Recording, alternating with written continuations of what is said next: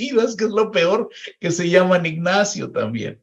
Entonces, aquí la cuestión es que Heidegger lo que nos va a empezar a mostrar es que la existencia se vuelve específicamente relevante en un ente que reclama todos sus derechos con respecto a lo que es, precisamente en el cómo y no en la pregunta ¿qué es? O sea, la vida de cada uno de nosotros no permite ser integrada en una pregunta que diga ¿qué es? No decimos qué soy, decimos quién soy. Y la pregunta quién soy se contesta o se justamente se enlaza con la pregunta cómo soy. ¿Sí? Así como el man que se ve al espejo y se pregunta ¿por qué eres así?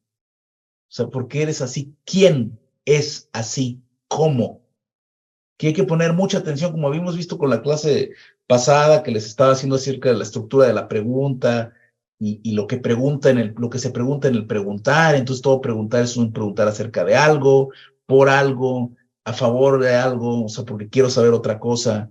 Si hay lo preguntado en la pregunta, si el asunto por el que se pregunta, por eso, por lo puesto en cuestión. Entonces, en Heidegger hay que poner mucha atención a este desdoblamiento de las preguntas, porque resulta que el cómo es se vuelve determinante en la pregunta de aquel que se pregunta quién es. Y se lo pregunta, además, no de manera, pues no sé, pues gratuita o por divertimento, sino que se lo pregunta en los momentos fundamentales de su existencia. O sea, cuando se da cuenta que precisamente aquello que es, lo es en cada caso porque existe. O sea, en el caso de nuestra vida, pónganlo bien en este contexto, por favor. O sea, no es tan difícil, aunque tiene como un recorrido, y es necesario hacerlo así. Hay un recorrido metafísico para llegar a esta cuestión. Cuando llegamos a ella, les van a dar cuenta de que no es difícil comprender de lo que estamos hablando. Da igual si existe o no los fantasmas, por ejemplo. Da igual si existe o no los unicornios. No da igual si cada uno de ustedes no existe. Para ustedes mismos no da igual. Al contrario, todo se juega ahí. A mí qué me importa que exista quién, ¿no? O sea, incluso yo podría desaparecer con respecto a ustedes y pues digo, bueno, pues qué mal, ¿no? Pero que traigan a otro profe de Heidegger, da lo mismo, ¿no? O sea, yo soy iterable en ese respecto, pero desde el punto de vista de mi existencia, para mí mismo, yo no soy iterable ni reemplazable, soy irreductible a cualquier forma de reemplazo o iteración, ¿sí? Yo soy yo y no me parezco a nadie, como dice la canción, porque soy en cada caso quien soy para mí, de la forma precisa en la que soy, y el cómo de mi existencia define precisamente el ente que soy en cada caso, y que lo soy para mí mismo, y aquello que soy además, lo soy con respecto a una responsabilidad conmigo, porque tengo que hacerme cargo de mí mismo, que esa es otra cuestión. O sea, nadie se va a ocupar de mí de la manera en la que yo me ocupo de mí, porque mi existencia es irreductiblemente relevante para mí de una forma que no lo puede ser para nadie más. ¿O que acaso lo es para otros que me han incorporado en mi existencia dentro del proyecto de sus existencias respectivas? O sea, las personas que me aman o que me aprecian, me incorporan mi existencia en su existencia. ¿Y esto qué nos da por resultado? Que en realidad están procurándose a ellos y yo soy un bien para ellos, a través de los cuales ellos también se procuran con respecto a su propia existencia. Entonces, lo que tenemos aquí es que existe un ente que tiene una característica donde aquello que con respecto a la esencia puede ser simplemente desplazable, pues es reducible a la forma del concepto, cuya comprensión permite ser incorporada en las formas de la categoría, es decir, los modos de la predicación. La predicación es justamente esta estructura del juicio, donde uno dice esto es, la cópula es, y luego predicados, y yo puedo empezar a sumar predicados. Claro que yo puedo empezar a sumar predicados acerca de mí, puedo darles mi currículum, pero aunque tengan una biografía completa, alguien haya ocupado su vida en describir mi biografía, no va a ser más que su opinión, porque yo puede ser que no sea eso que él dice. Solamente yo, ni siquiera yo mismo sé quién soy. Yo para mí mismo soy una interrogante. Menos se van a enterar otros. Mi propia existencia es problemática. ¿Esto qué quiere decir? Por más que quieran predicar de mí, no van a alcanzar todo lo que soy. Soy más de lo que se dice de mí. Y mucho menos de lo que he sido hasta ahora. Esas son las cosas que tenemos que pensar con Heidegger. Porque entonces es un ente, el Dasein o la existencia humana es un ente, y por eso Heidegger utiliza este concepto de Dasein. O sea, Dasein literalmente significa ser ahí, y en alemán es la palabra que, lo que pasa es que Existenz es una palabra latina, y en cambio Dasein es la palabra alemana para decir existencia. Precisamente, Dasein es ser, y da es la palabra que se usa para referirse a algo, para señalar. Los niños dicen así, da. O sea, da, o por ejemplo, cuando dicen, ya llegó alguien, ¿sí? Erishon da, o sea, ya llegó. Es, o sea, él, o sea, no sé, Ignacio, ¿sí? Va, o sea, ¿sabes si ya llegó Ignacio, si Ignacio está ahí? Pues se preguntaría, es como, algo así como, ¿Weißt du, wenn Ignacio schon da ist? O sea, si Ignacio schon da, o sea, quiere decir ya ahí es, literalmente es lo que estamos preguntando cuando decimos eso. Ya ahí, schon da, ist es la conjugación del verbo sein.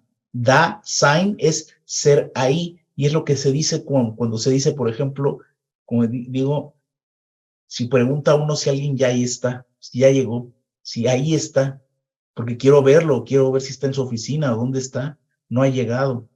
Sí, está ahí en su cuarto, sí, está ahí en la biblioteca. No siempre hacemos ese énfasis en español. En alemán sí se hace, porque el alemán tiene estas formas curiosas. A veces se puede o no poner el da, pero bueno, ya es otra cosa, ¿no? O sea, el ahí del da es espacio-temporal y situacional. No es un lugar, es una situación. O sea, el ahí no es estar ahí en un lugar determinado, sino estar ahí en una situación. O sea, no es un aquí, es un ahí. Es muy importante esta aclaración, porque el ahí es el que funda el aquí. Todo aquí, o sea, yo estoy aquí, ustedes están allá. Pero ustedes con respecto de mí me van a decir, no, yo estoy aquí, tú estás allá. ¿Y eso qué quiere decir? Que el ahí que somos en cada caso es el que instituye todo sentido de aquí y de allá. El aquí y allá se funda con respecto al ahí de la existencia que somos en cada caso. Entonces, pues vamos a ver, ya se empieza a desplegar así una serie de tópicos, donde empezamos con unas preguntas muy metafísicas y muy generales, y quizá un poco pueriles, y dicen, ay, ¿por qué este tipo está hablando de cosas tan simples? Es obvio que, pues nada, que los conceptos funcionan así, es obvio que, pues un libro, pues hay que predicar notas esenciales para poder determinar lo que es eso, si se lo quiero explicar a alguien. Sí, pero cuando veremos al punto de querer explicarme a mí mismo y querer explicarle a alguien quién soy, entramos en unas complicaciones extraordinarias, porque no puedo definirme a la manera en la que se define un libro. ¿Y cuál es la razón o el motivo? ¿Es una incapacidad del lenguaje? No. Es que, y ese es el punto de Heidegger, es que el modo de ser del ente que somos nosotros en cada caso exige una consideración que no puede ser la del juicio predicativo, la del o algo que puedo yo observar y darle vueltas. Si me pueden meter en una cámara de Gesell ahí, me están observando detrás del vidrio y a ver qué hace, ¿no? Se para, se viste, camina, regresa, y tomar nota de todo lo que hago, pero no van a saber realmente ni, o sea, desde una apreciación puramente objetiva, lo que va a resultar de ahí es camina, se para, no sé, habla solo, duerme, hace lo que hace, ¿no? Pero solamente son como enunciados. Lo que dice Heidegger es que la aproximación al Dasein humano, al existir, es a través de un enfoque comprensivo y le va a llamar el hermenéutico. O sea, lo que se tiene que hacer aquí es interpretar. Y bueno, vamos a ver qué quiere decir Heidegger con interpretación también, pero bueno, lo que quiere mostrarnos Heidegger es que el Dasein humano requiere un enfoque comprensivo, fenomenológico y hermenéutico, también va a describir fenomenología de cierta forma, que tiene que ver con no partir de conceptos preestablecidos, de estructuras, de reglas de subsunción, como lo hacemos en esta forma, cada vez que queremos determinar algo de acuerdo con su qué es, sino que tenemos que ir a un análisis que recorra y tenga él mismo como punto de partida el carácter esencialmente situacional del existir humano. De otra manera, pues vamos a caer otra vez en abstracciones. Por eso, Heidegger va a preferir, en lugar de utilizar el concepto de categoría, que es lo propio de las estructuras del pensamiento lógico, digamos, las formas de la predicación, va a utilizar el concepto de existenciario, porque no es, la categoría tiene que ver con las formas de cómo se juzga, pero el Dasein no hay que juzgarlo, la referencia al Dasein es la referencia a cómo existe, no a cómo se integra en la figura de un juicio, de un concepto, ¿no? O sea, son las formas en las que el ente existe en cada caso. Y vamos a ver que justamente la facticidad es precisamente el modo en el que existe el Dasein, y dicho de otra manera, en que es el Dasein. El Dasein no puede ser sino fáctico. Esto es sumamente interesante porque frente a los unicornios, Dios y los ángeles y todo lo demás, que no sabemos si existe o no, pero que podemos formarnos un concepto de ello, el Dasein es exactamente lo contrario. Aquí lo que tenemos es que existe. O sea, esto es lo que tenemos. El Dasein existe. Y esa existencia es justamente la instancia en la que, o sea, sin la cual no se puede hablar de ninguna manera conceptualmente. Es decir, vamos a decirlo de acuerdo con la fórmula existencialista tradicional, la existencia precede a la esencia. Toda conceptualización acerca del Dasein no es que no se pueda conceptualizar, claro que lo estamos haciendo, solo que el recurso a la construcción de un discurso a la altura del ente que estamos tratando de estudiar no puede venir del concepto, sino de las cosas mismas, del ente concreto que estamos tratando de estudiar, que es el Dasein, o sea, el existir, como el cómo, o sea, por justo este existir define el cómo de la vida fáctica. No el qué, sino el cómo, porque en cada caso es diferente. Bueno, si me siguen hasta este punto, ya entramos a Heidegger. Esta es como la llave maestra para empezar a transitar la argumentación de Heidegger, porque lo que sigue es entender las maneras en las cuales Heidegger va a desplazar esta estructura teórica a favor de una estructura hermenéutica, porque él necesita algún tipo de esquema para orientarse en la investigación, en el análisis, pero insisto que no va a seguir la forma de un estudio teórico conceptual, sino el de un estudio hermenéutico y comprensivo, donde, bueno, no se va a dejar de buscar las notas esenciales del Dasein, de la existencia y del existir humano, ciertamente, pero esas notas esenciales no van a caer dentro de la forma de una explicación conceptual, predicativa, lógica, sino de otra manera, que vamos a ir estudiando poco a poco, que bueno, podemos llamarla en sentido amplio hermenéutica, un enfoque comprensivo. Bueno, hasta aquí hay alguna cosa que quisieran comentar. Profesor, solamente consultarle este texto de Heidegger, ¿cuántos años antes de Ser y Tiempo lo realiza? Muy bien, este texto es de una lección de 1923. Es un texto que, bueno, son, ¿qué? 4 años antes de Ser y Tiempo. Es la última lección que dicta en la Universidad de Freiburg. Hay que ver un poquito el contexto de Heidegger. Pues empieza su carrera filosófica con un puesto de bueno, de profesor, por así decir, bueno, pues por horas está construyendo su carrera académica. Él ya es profesor, ya tiene un doctorado, tiene una tesis de habilitación y está empezando a dar clases en la Universidad de Freiburg. Da una serie de lecciones, esta es la última. Empieza más o menos en el año de 1919, no recuerdo bien, a dar sus clases, 18. Y esta, 1923, es la última lección de Friburgo antes de mudarse a la Universidad de Marburg, donde va a estar como profesor extraordinario, así era la denominación, o sea, no tenía su puesto completo, hasta justo el año de 1928, que es cuando Husserl se jubila, y la publicación de Ser y Tiempo es en 1927. Precisamente los cursos que van de 1919, 1920 hasta 1929, 27, 28, Heidegger se refiere a este tiempo como la década fenomenológica, son los cursos donde se delinea lo que es Ser y Tiempo. Incluso la lección de 1927, que aparece justo el año en que se publica Ser y Tiempo, que es Problemas Fundamentales de la Fenomenología, es una continuación del programa de Ser y Tiempo.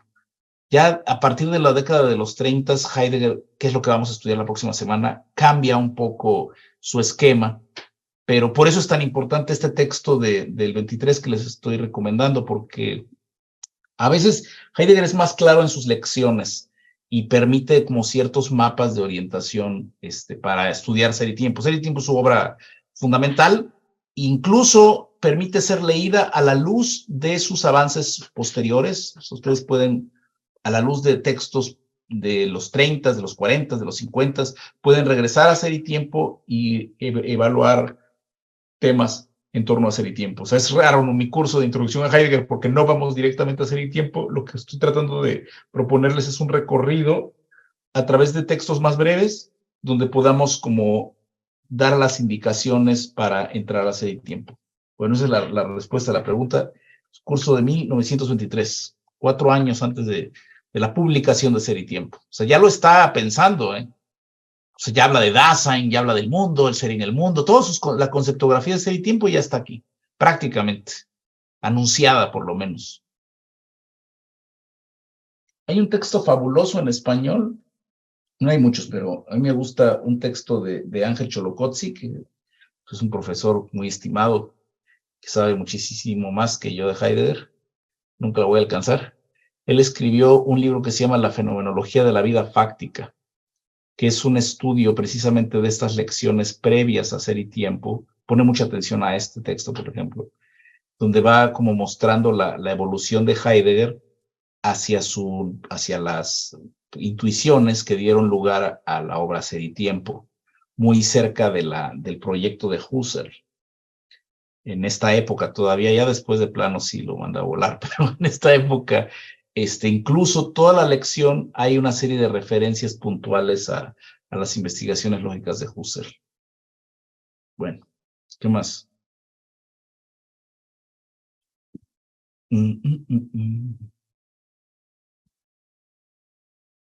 Bueno, espero que sobre todo que sea clara la exposición. Pues como sí, es eso, ¿no? O sea, espero que sea, bueno, sobre todo que tengan como claridad en los pues puntos como básicos, ¿no?